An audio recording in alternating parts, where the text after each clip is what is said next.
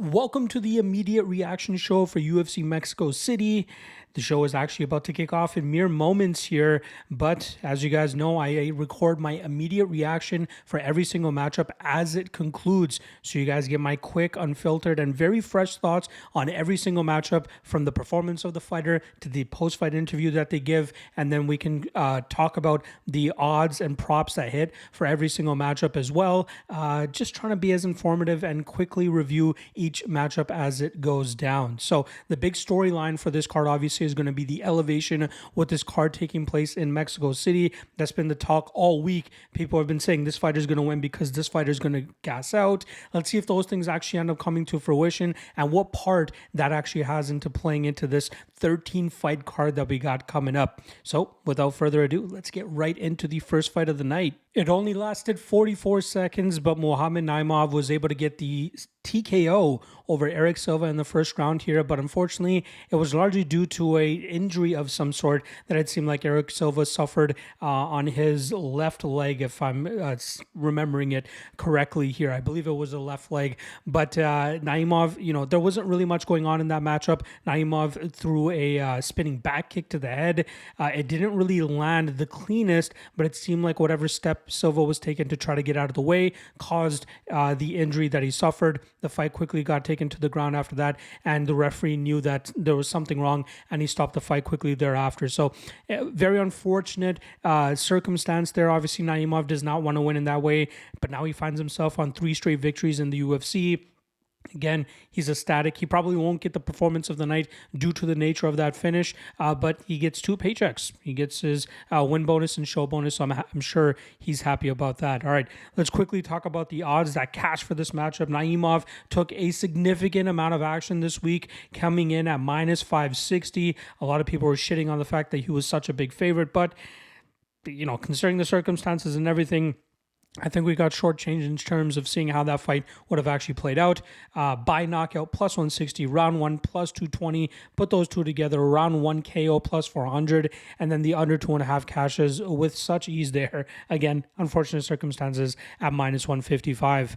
I'm very curious to see Naimov's future in the UFC. I believe a lot of his wins have some asterisks beside them. Obviously, the Jamie Malarkey fight, he was losing that pretty much until he got the knockout in the second round. The Nathaniel Wood fight marred by fouls that he was not penalized for, and now this unfortunate TKO via injury for him.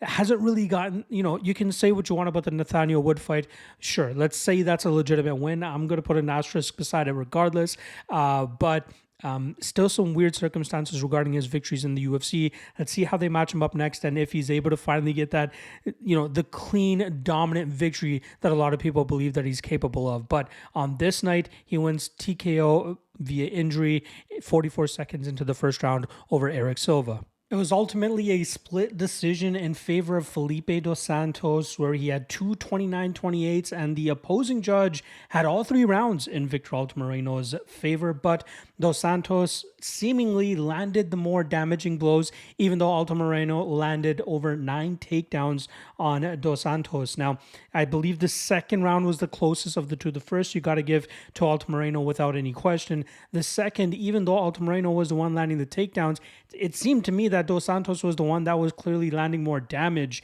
Even at the ending of that round, you could see dos Santos just wailing away off of his back with elbows, and maybe that's what caused the judges to see it in his favor. And then in the third round, I think there's no question that probably should have gone to dos Santos, considering the close submission attempt in that the beginning of that round, and then the big shots that he was landing at the end of that as Moreno was starting to slow down. It's clear elevation is having an impact, and we're only on the second fight of the night, and these guys are flyweights, guys that normally have great gas tanks going into the third round. If you guys remember dos Santos's UFC debut on short notice, he had his best round in the third round against high-level flyweight Manel Kape by walking him down and landing big shots. I can't wait to see how the rest of this card goes down and how the elevation is going to impact them. But for this fight, close fight, A lot of people are going to scream robbery. I'm sure some people in the comment section are going to say the same thing, but look at the damage that was landed in round 2. I might watch this back or watch the fight back, specifically the second round, and go on the Moreno side. But if you watch back that second round, from what I remember, it was Dos Santos trying to end the fight more in terms of landing damage, and that is criteria number 1. All right, let's look at the odds that cash here. We had Dos Santos cash as the favorite, chalky favorite, minus 295, plus 105 by decision, and then the over 2.5 cashes at minus 235. I really thought that the aggressiveness of Dos Santos would have gotten him in the edge in this matchup. I thought, if anything, he would be the one looking for the takedowns more often, but Moreno switched it up on him, and he was the one going for takedowns more, and it was his lack of aggression in terms of seeking the damage and the finish, which ultimately ended up being the flaw in Moreno's approach here. Again, very close fight. I wouldn't call it a robbery, but I might go back and watch the second round, and maybe my mind will change after that. But close fight, not arguing Dos Santos getting the split decision called here over Victor Moreno.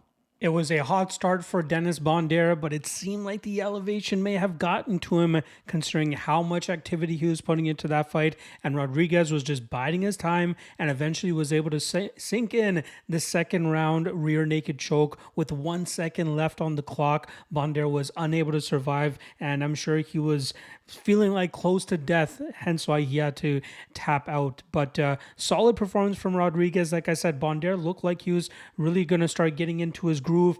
He was landing that overhand right into the takedown multiple times, was able to get that top position, but unable to secure it.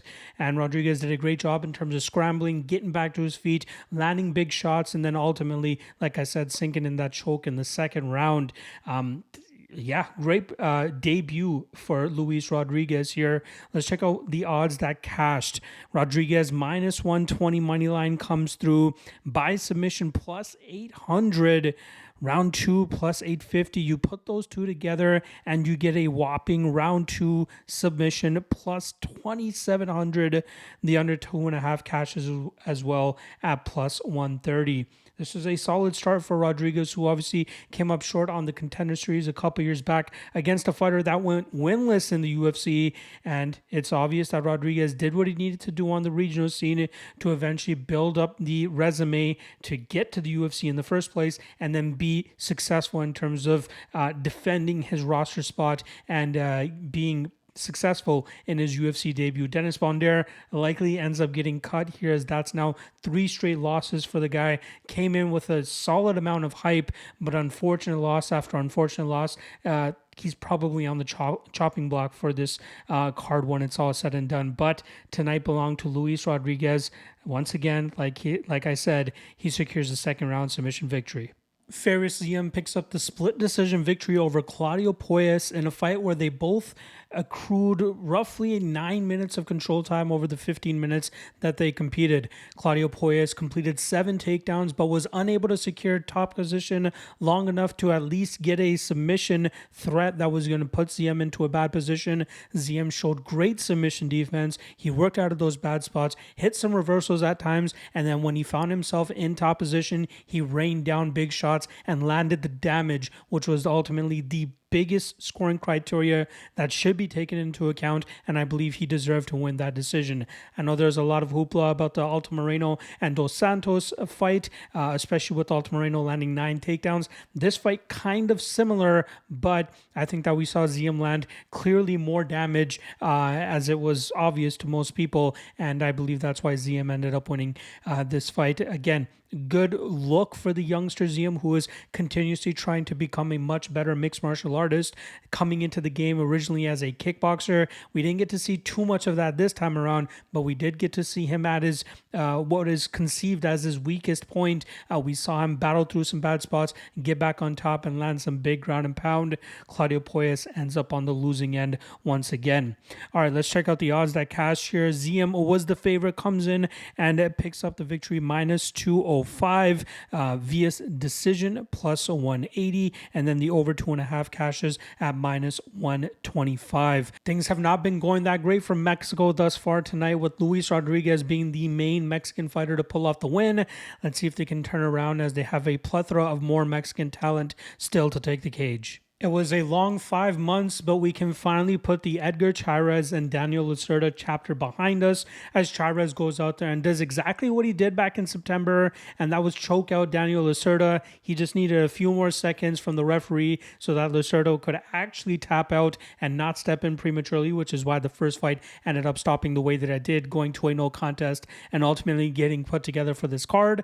And Chyra's left no doubt, as he sunk in a beautifully timed and perfectly executed triangle choke off of his back to get the tap just halfway through that first round.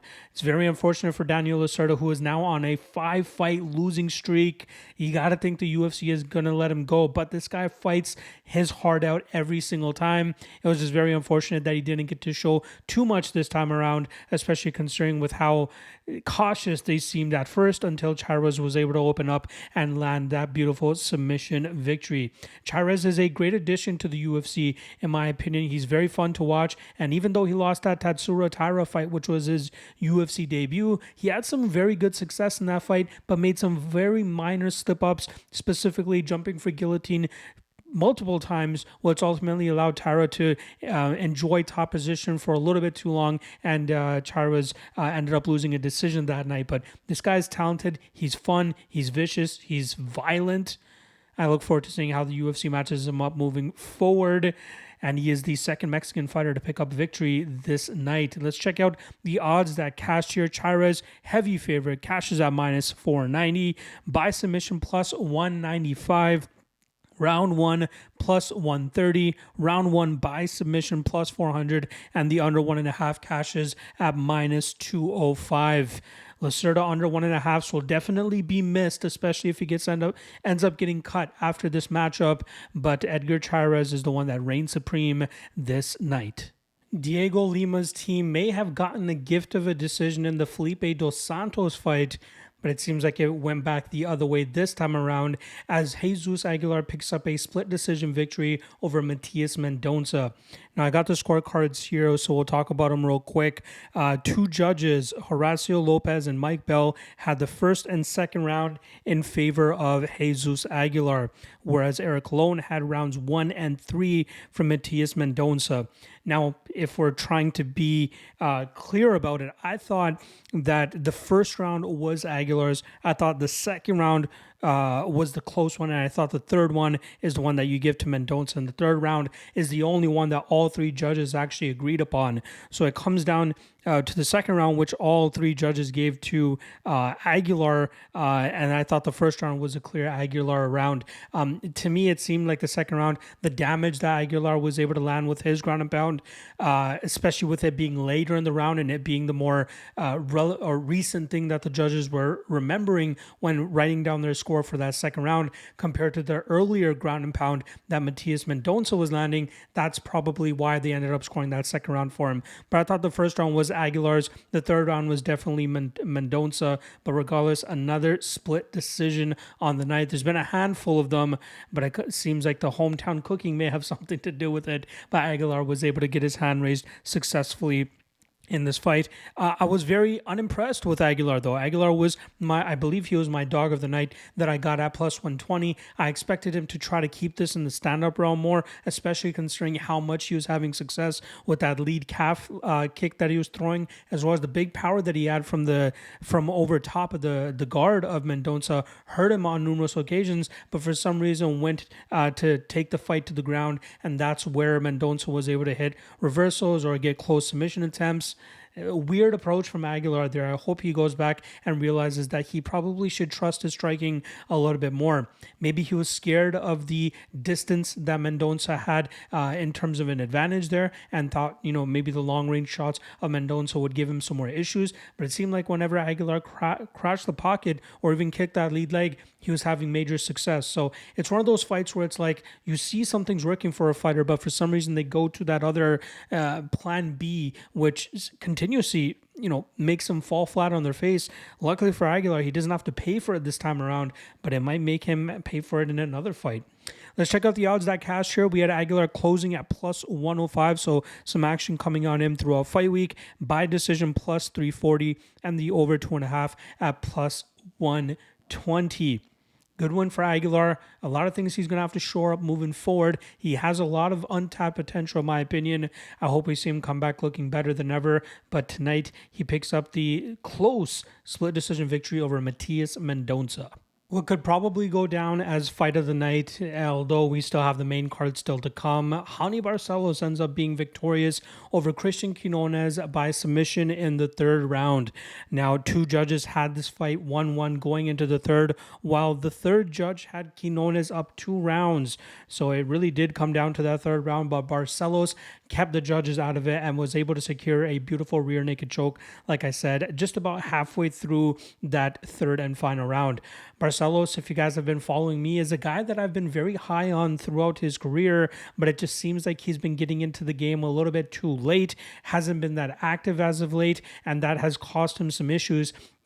Previous to this, he was 1-4 over his last 5 fights. It's great to see him snap that 2-fight winning or losing streak tonight, but again, he's still too far into his career. You can see him kind of slowing down. You can see fighters that are younger, faster, and fresher will likely be able to touch him up on the feet and possibly put his lights out once again. Quinones was close to doing that in the second round, but Barcelos was also close to doing that in the second round, but it was ultimately Barcelos being able to put on a veteran type of performance, battling back from adversity, and then getting that late finish there in the third round. Good win for him. Now let's quickly look at the props that cash here, or the odds that cash. We have Barcelos coming in as the minus 170 favorite. That cashes by submission plus 500, round 3 plus 950. Throw those two together plus 2,500, another plus 2,000-ish prop that cashes on the night.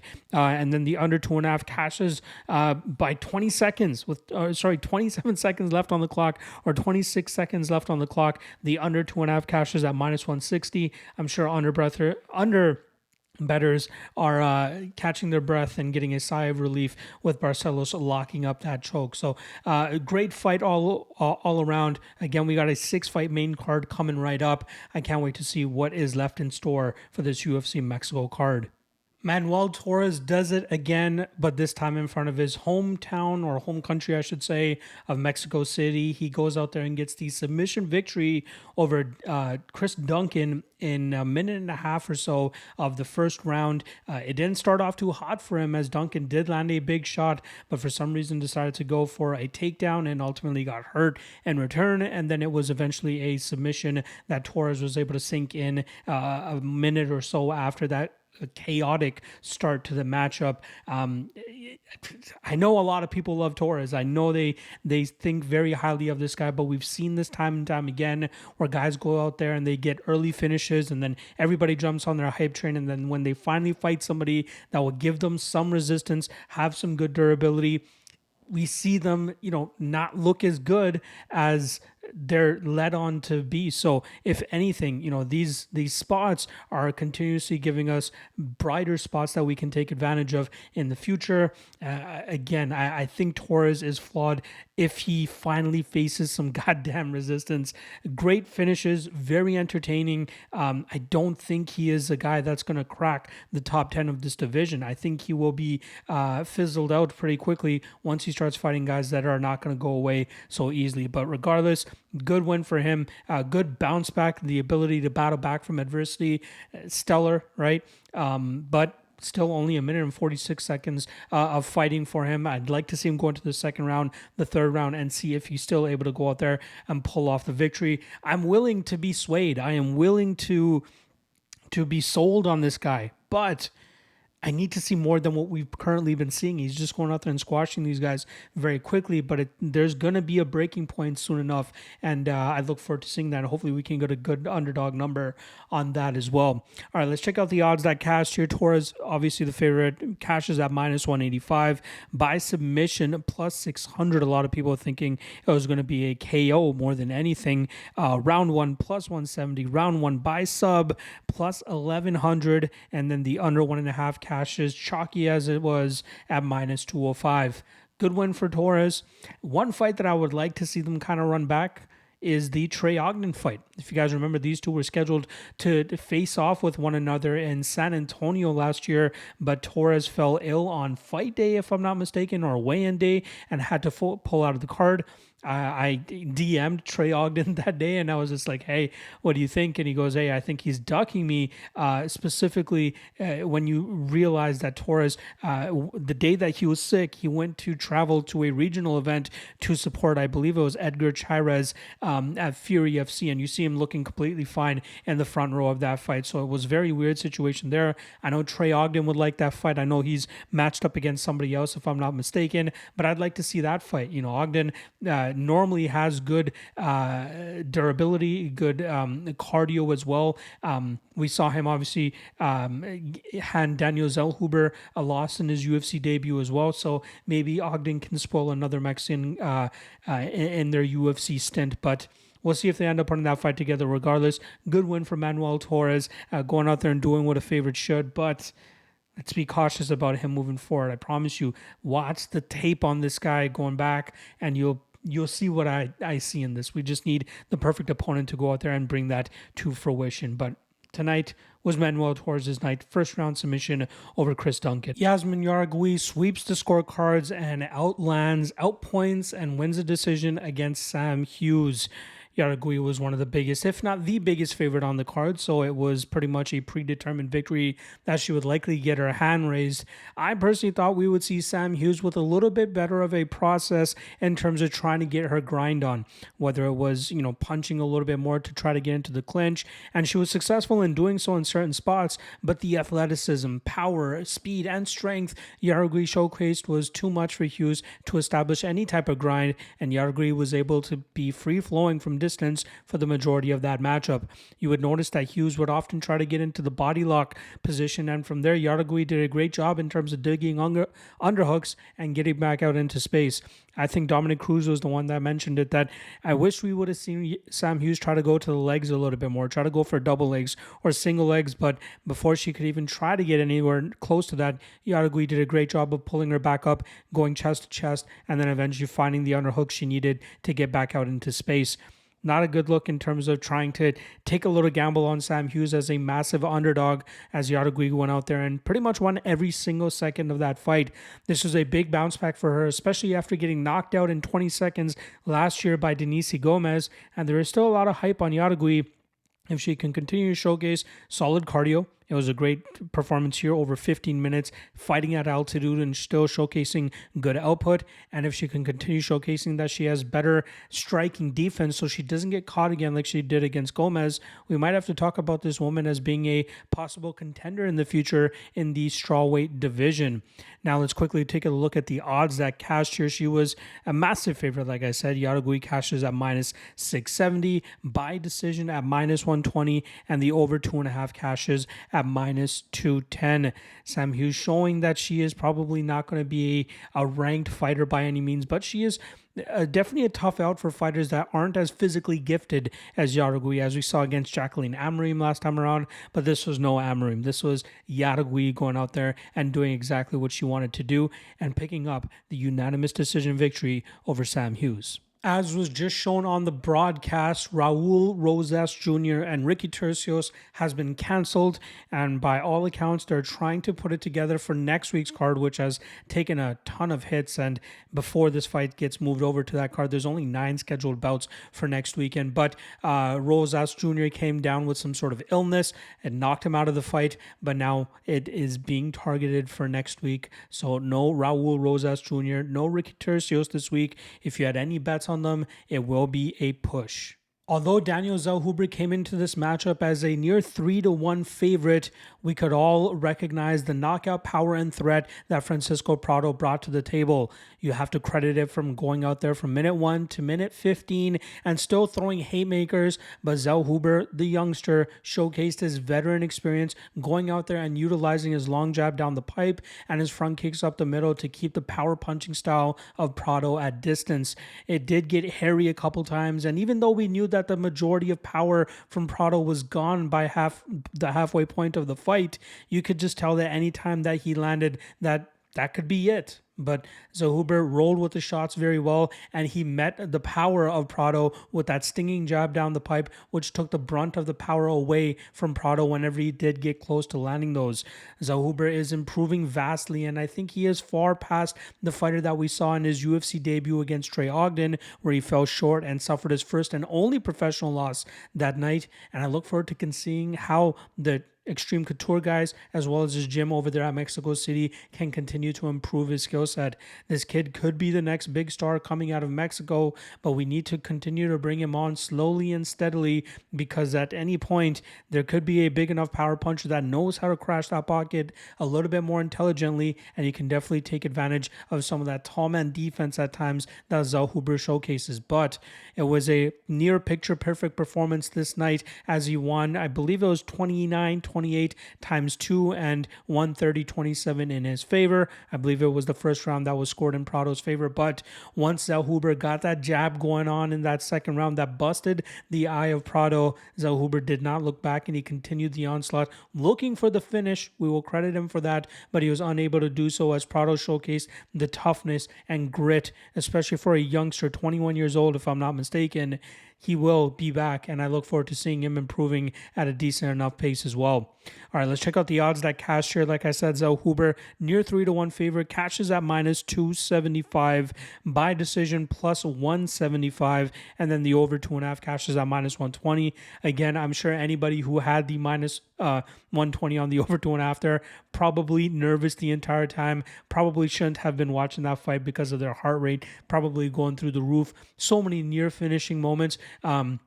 Again, no big like knockdowns or anything, but there seemed like any point that one of those shots that could land from either of those guys could have ended that fight. But great work from Daniel ZHUER. I look forward to seeing how they match him up moving forward. It wasn't the start that Brian Ortega wanted, but it's how you finish, and he was able to do that over Yair Rodriguez in round 3 by submission in the first minute of the third round. He locks up the arm triangle choke and gets the tap. Now, even before the fight started, we saw Ortega deal with a little bit of adversity. As he's being announced, he tries to just leap up and just get some blood going, I guess.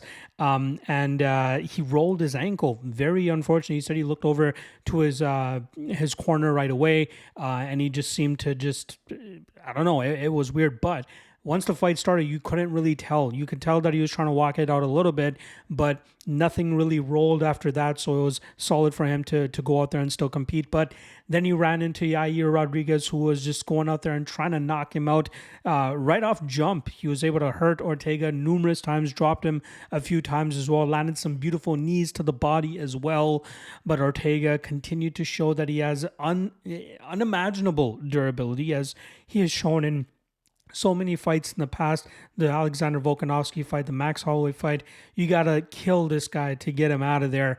And he was able to power through that. I don't know if Yair kind of gassed himself out trying to finish Ortega quickly, or if he just had no answer for the jiu-jitsu that was coming his way, as Ortega was able to get the fight to the ground in the second and third rounds. We have seen aggressive jiu-jitsu off of Yair's back in the past, so to see him kind of just willingly give up that position, it was very weird. But big win for Brian Ortega at the end of the day, who's had a lot of rough things happen to him over the last couple of years.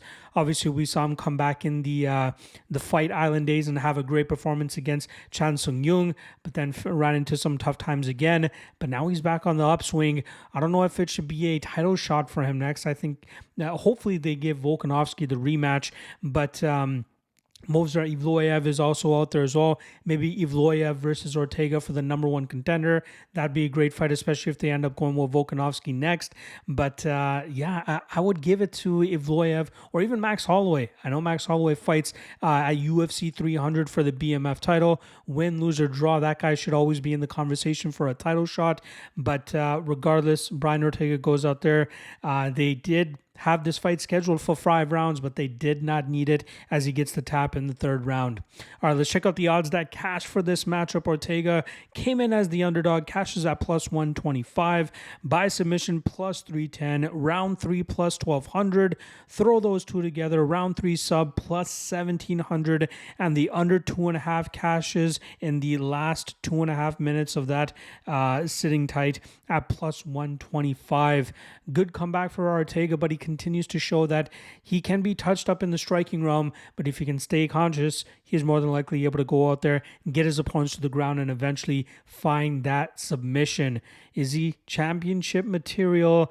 I don't think so. I think Topuria will get the best of him. I think Evloev will get the best of him, but he will be a top 5 featherweight, especially if he continues to go out there and have performances like this. On this night, Ortega reigns supreme and gets a submission in the 3rd round over Yair Rodriguez. Their first meeting only lasted just over 4 minutes, but this time they made full use of all 5 rounds that were given to them in this main event slot. But ultimately, it was Brandon Royval who was able to get his hand raised by split decision over Brandon Moreno. Now, it was a close fight. I think the dissenting judge gave it 49-46 for Brandon Moreno. He gave it 4 rounds to 1, but luckily for Royval, the other 2 judges gave it to him 3-2. It was a close fight. It came down to the output of Royval against the harder and, in my opinion, more damaging shots from the Moreno side. But Royval did a great job in terms of staying in his face, pitter-pattering him from outside, and landing some good knees when he had the opportunity. But I thought that Moreno was landing the more significant strikes. You could see the damage on Royval's face as well, but it was a very close fight. It was not a robbery by any stretch. It was a close fight. I expected Moreno to take over. Honestly, I thought his grappling would be a little bit more effective in terms of his ability to hold Royval down. That's why I thought he was worth a shot at that chalky price that he was at earlier this week at minus 250. I really expected him to be better all around. I thought he was landing the better strikes, that's without a doubt. But again, it was his lack of ability to really translate those takedowns that he landed into valuable control time and good damage from on top. This one was kind of bittersweet. I'm a raw dog Royval fan, so this was a big win for him, especially against a former champion like Mareno, and this sets him up to potentially fight Alexandre Pantoja once again. Royval obviously wants that fight back very badly, but solid performance for Royval, showcasing that elevation means nothing to him. This guy can go out there and throw 400 plus strikes from minute 1 to minute 25 and look fresh while doing so. So good win for Royval here. Very meaningful win. Don't know really what much else to say about that. It's not a robbery. Close fight. That's all it is. Let's learn a distinction between the two. All right, let's look at the odds that cashed here. Royval moneyline plus 235 comes through as one of the bigger dogs on the card. By decision plus 600. Big line there. A lot of people thinking if Royval got it done, it would likely come inside the distance. And then the over 3.5 cashes at minus 140. A line I wish I had tipped it actually on the Godzilla Wins article that I dropped on Wednesday, I believe it was, but I didn't play it officially myself. Kind of, kicking myself for not doing that. Is what it is. Royval comes out victorious. Good win for him. All right. Let's put a bow on this segment here. There were, so at the end of the day, 12 fights. Obviously, one of them was canceled and has been officially moved to next week. That was the Raul Rosas Jr. and Ricky Turcios fight. There was only one knockout. There was 5 submissions. Obviously, the most meaningful coming in the co-main event by Brian Ortega.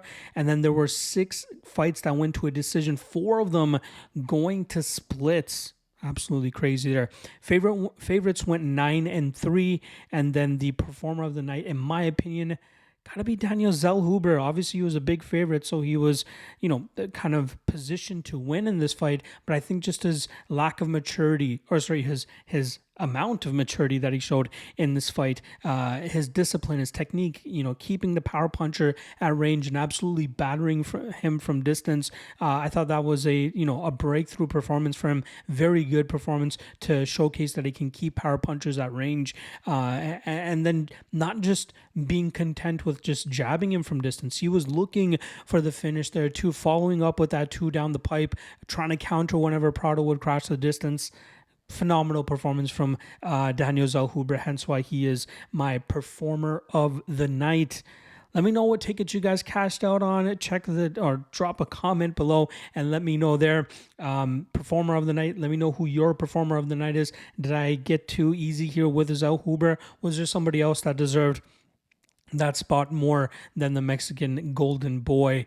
It is right now 1:20 a.m. We had one fight fallout, so if anything, this probably would have been done at 1:45 a.m. It's been a long day of MMA. We had PFR earlier today, and now I got to finish up the studying for ACA 171, which goes down 9 a.m. tomorrow morning. Or this morning. It's pretty much Sunday already. So a long night ahead for you boys still, but I wanted to get this out for you guys.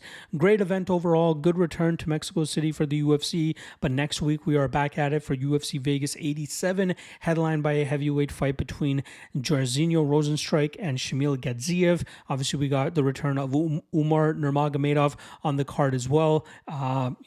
Should have all the breakdowns done for the Patreon folks on Sunday, and the full card breakdown will drop on YouTube for the public on Monday, so keep your eyes peeled for that. Hopefully we can turn around this kind of shitty weekend in terms of a performance for your boy. Let's see if we can get back on the winning track next week. See you guys then. Peace.